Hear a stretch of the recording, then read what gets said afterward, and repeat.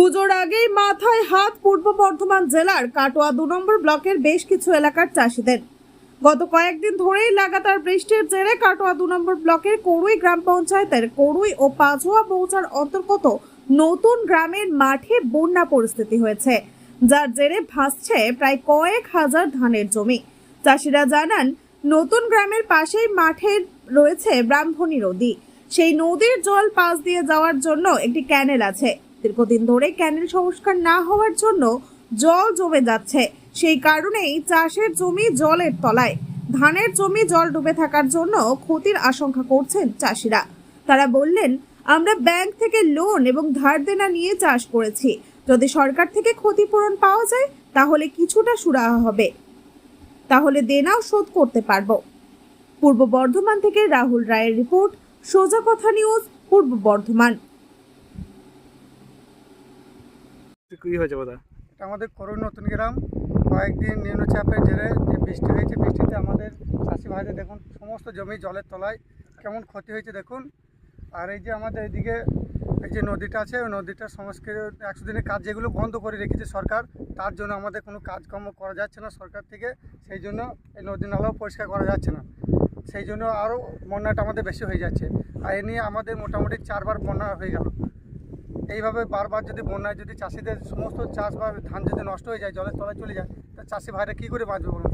আমরা কেউ কৃষি লোন নিয়েছি, কেউ জিনিস বাঁধা দিয়ে লোন নিয়ে চাষ করেছি, সেই লোনগুলো আমরা কীভাবে শোধ করবো বলুন? কি অবস্থা এখন? কিন্তু এখন ভয়ঙ্কর অবস্থা দেখুন, সমস্ত ধান এই দেখুন জলের তলায়। আপনি দেখলেই তো সব বুঝতে পারবেন। আপনি দেখুন এদিকে, দেখুন চারিদিকে সব হাজার হাজার একর জলের তলায় ডুবে আছে। এটা কোথাকার জমি? এটা করুই নতুন গ্রাম। আর মাঠটা কি বুঝলে? নতুন গ্রামের মাঠ। এখন কি চাইছেন? এখন চাইছি যে আমরা যাতে আমাদের এই যে কোনো একটা ব্যবস্থা করা হোক, সরকারের কাছ থেকে যদি কোনো রকম কোনো সুবিধা পাই, আমরা আমাদের সমস্ত চাষি ভাইদের উপকৃত হয়। যেভাবে ধান লোন না নিয়ে, কেউ ধার দেনা নিয়ে চাষ করেছে। আপনার নাম? আমার নাম জুয়েল শেখ। বাড়ি করে কি বন্যা দেখছেন? কি হয়েছে? আমাদের এখানে বন্যা বারবার আসছে, ঠিক আছে। আজ 3-4 বার বন্যা হয়ে গেছে। এইটা নিয়ে 4 বার বন্যা চলছে। মানে আমরা সমস্ত ধান রুইছিলাম, 2 বার করে রোয়া হয়েছে, ঠিক আছে। এই ধান সব জলে পচে গেছে, ঠিক আছে। আমাদের এই নদীটা যেটা আছে না, এটা সব বুঝে গেছে। এই নদীটা সংস্কার করলে আমাদের ভালো হয়, আর জলটা নিকাশ হয় ভালো, তাহলে আমাদের ক্ষতিকর কম হয়। কোন নদী এটা? কোন নদীটা? ব্রাহ্মণ নদী। কি এখন কি মাঠে অবস্থা কি? এখন বন্যাতে সব ডুবে গেছে ধান, তার জন্য আমরা মাঠে এসেছি।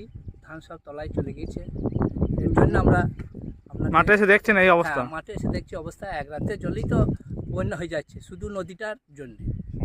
সংস্কার নাই বলে আমাদের এই নদীটা খালি বন্যা হয়ে যাচ্ছে।